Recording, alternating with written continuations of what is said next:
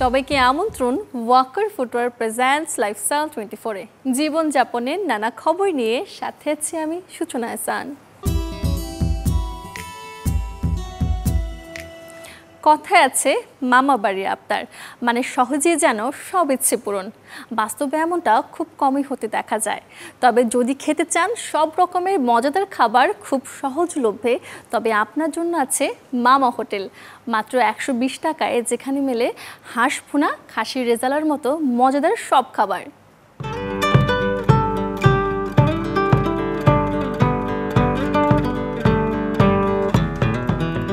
লইট্টা fry, হাঁস ভুনা, সাথে খাসির রেজালা, এরপর গরুর মগজ থেকে শুরু করে পেঁয়াজ ভর্তা, জিভে জল আনা এবং বাহারি পদের খাবার খেতে চাইলে দুপা ফেলে আপনাকে যেতে হবে নীলক্ষেতের মামা হোটেলে। অল্প বাজেটে খাবার এবং হোটেল মালিক থেকে শুরু করে কর্মচারীদের আন্তরিক ব্যবহারের কারণেই বিশ্ববিদ্যালয়ের শিক্ষার্থীদের কাছে একটু বেশি জনপ্রিয় এই মামা হোটেল। এখানে আমরা আসলে একটা আতিথেয়তা পাই, যে আমাদের তারা নিজে থেকেই একটা দায়িত্ব নিয়ে আমাদের কোথায় বসাতে হবে, আমরা কি খাবো না খাবো, কোনটা ভালো হবে খারাপ হবে, মানে তারাই যে আমাদের আতিথেয়তাটা করে, আমরা তাদেরকে মামা বলে ডাকি। একটা ভালো সম্পর্ক, সেইখান থেকে হচ্ছে আমরা এখানে মূলত আসি। একটা ভর্তা আছে, পেঁয়াজ ভর্তা, শুকনা মরিচ দিয়ে পেঁয়াজ ভর্তা, এটা আমার কাছে আনকমন লাগে। এবং মাছের যে মাথা পাওয়া যায় এগুলো আনকমন। সবচেয়ে কম প্রাইসে এখানে ভালো আইটেমই পাওয়া যায়। অনেকে আবার ঘরের খাবারের স্বাদ পান বলে ছুটে আসেন দূর দূরান্ত থেকে এই মামা হোটেলে। ঢাকায় আসলে আমি মামা হোটেলে আসলে খাওয়া দাওয়া করি। মায়ের হাতের খাবারের মতোই লাগে, মায়ের হাতের রান্না যেমন এই হোটেলের রান্নাও তেমন লাগে। 80-র দশকে মোহাম্মদ কাসিম উদ্দিনের হাত ধরে মামা হোটেলে যাত্রা শুরু। 2014 সালে তিনি মারা যাবার পর ব্যবসার হাল ধরেন তার স্ত্রী এবং 3 ছেলে। আব্বার সাথে এই সম্পর্কটা অন্যরকম ছিল।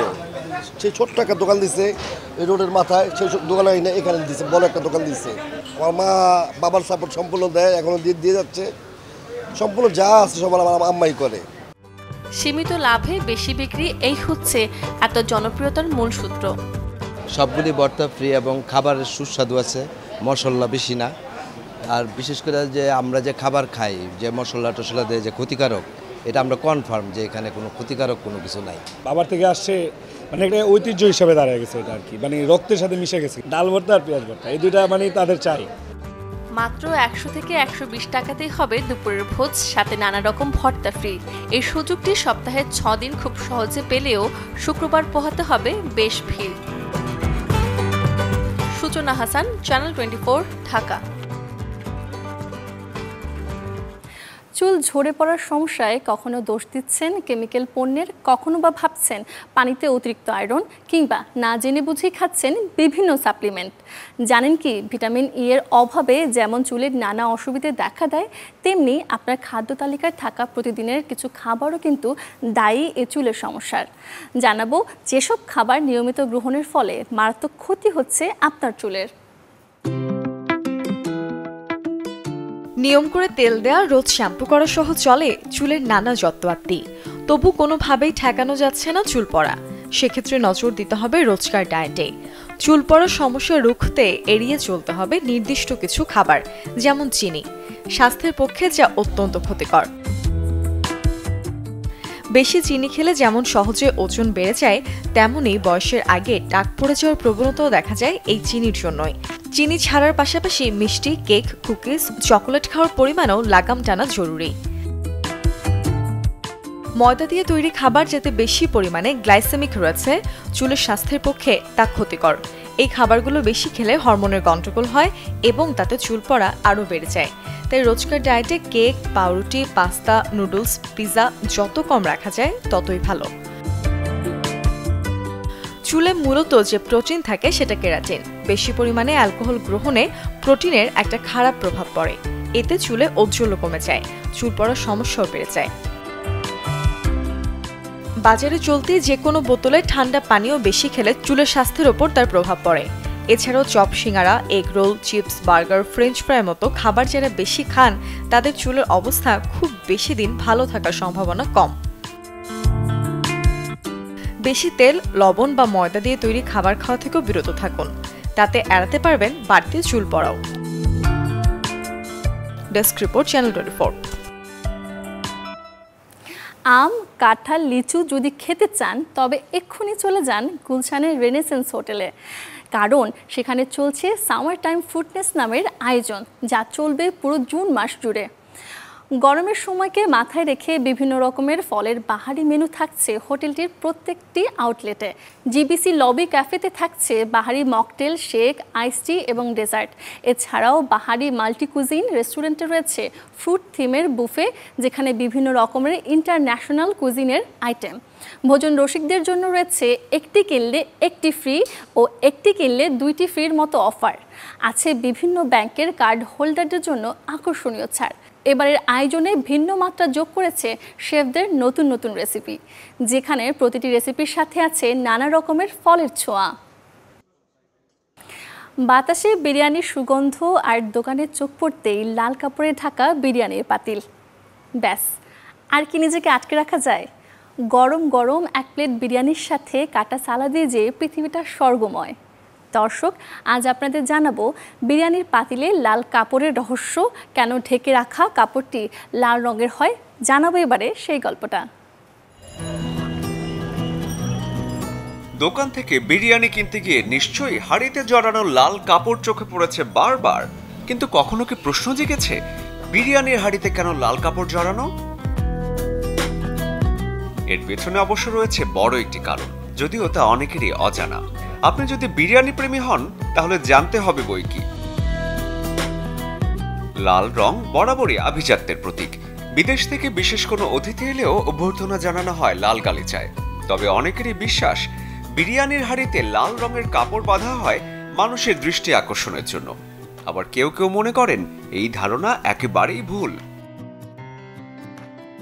এই লাল কাপড়ের আছে ঐতিহাসিক তাৎপর্য।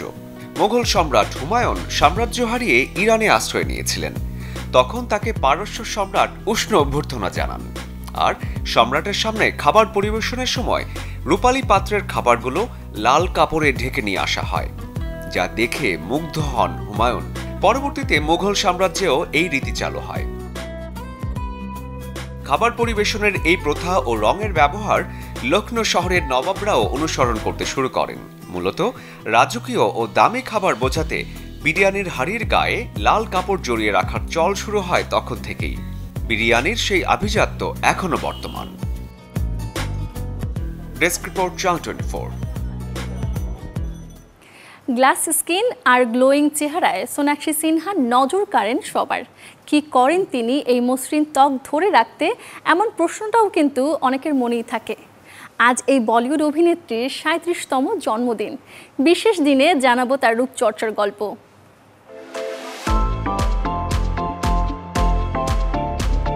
দীঘল কালো চোখের চাহনি চুরমার করে দেয় হাজারো তরুণের হৃদয়। বলিউডে এমন কাউকে খুঁজতে গেলে শুরুতেই চলে আসবে সোনাক্ষী সিনহার নাম। মেকআপ ছাড়াই রূপে ভোলাতে ওস্তাদ সোনাক্ষী বিশেষ যত্ন নেন তার এই দুধে আলতা প্রাণবন্ত ত্বকের। আর প্রতি জন্মদিনে ভক্তদের কুপোকাত করেন রূপের দ্যুতি ছড়িয়ে। মেকআপ তো নিতেই হয়, তবে সেখানে সোনাক্ষী একটু আলাদা। প্রাকৃতিক খাঁটি উপাদানেই তার ভরসা। বলিউডের এই দাবাং গার্ল মনে করেন বিউটি ট্রিটমেন্ট খারাপ নয়, তবে তিনি এড়িয়ে চলেন। সকালে ঘুম থেকে উঠেই দুধ মিশ্রিত অ্যালোভেরা জেল দিয়ে ত্বকের মাসাজ নেন এই রূপসী। কারণ অ্যালোভেরা এতটাই হালকা যে ত্বকে ময়েশ্চার লক করতে অপ্রতিদ্বন্দ্বী। মসৃণ আর আকর্ষণীয় ত্বক ধরে রাখতে 2011 সাল থেকে এই ন্যাচারাল সিস্টেম অ্যাপ্লাই করছেন সোনাক্ষী।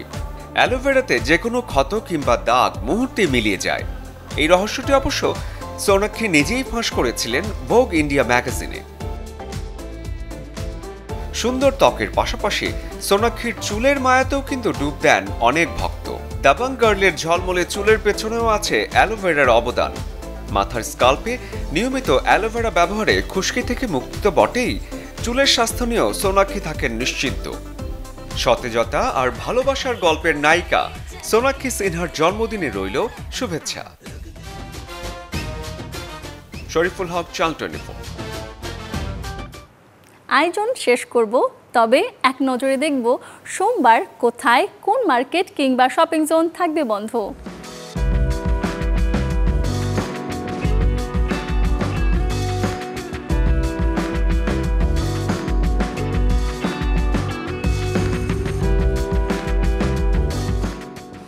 এই ছিল ওয়াকার ফুটার প্রেজেন্টস লাইফস্টাইল 24 এর আজকের আয়োজন।